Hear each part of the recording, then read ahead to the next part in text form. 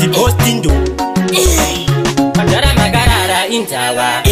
Tuze nyuzi indaba Ndakaruwa Mama itei Chifabine mkazi we munu Zawira uneruchiwa Nokuziya uneruchiwa Nasi wazowira mkumba Chiringa vanototambisa chiuno Haida kutitira chipele Kutitira chipele Asikwa chiri ndichiri kure Anotona vane mshonga wezikure Usazopembedza munyama Chinenge chipotorora uchiramba Zuro ndizuro ndakakuona kubvawa Vakatsamwa uchiwainisa hure Ukandizonya ukati ndisarewa Yezvekuno inenge yakwana sama Uri kushamba Vakaponzwa ukutadza kushama Zawira uneruchiwa Nokuziya uneruchiwa Nasi wazowira mkumba Chiringa vanototambisa chiuno Haida kutitira chipele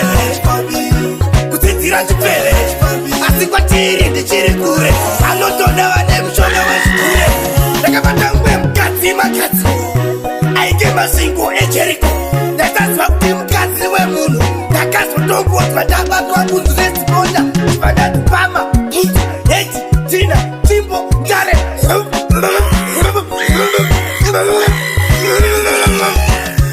Zawira uneruchiwa Nokuziya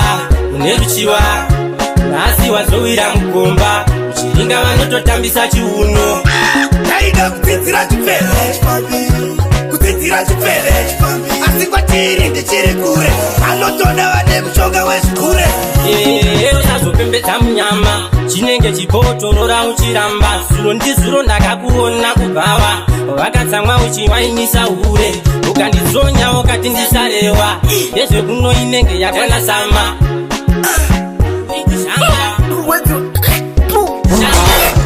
Zawira uneruchiwa Nokuziya uneruchiwa Nasi wazowira mkumba Chiringa vanototambisa chiuno Haida kutitira chipele Kutitira chipele Asikwa chiri ndichiri kure Anotona vane mshonga wezikure Ndakapata mwe mkazi makazi Aike masingo echeriko Ndakazwa kuti mkazi we munu Ndakazotongozwa ndabatwa bunzu rezimonda Haida kutitira chipele Kutitira chipele Ndichiri kure Mshonga wezikure Ndomotekero matsiripi mapirisi mperi cheukwana joni kumperi uku ndokwanowanikwa taipi anondirapa ini Zuro rai mdara rigendi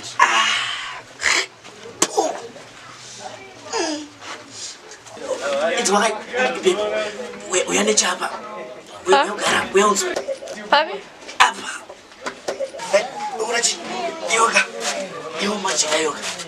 iwo zvimupesa enda wekauri dewangu itawo zvisiya unachi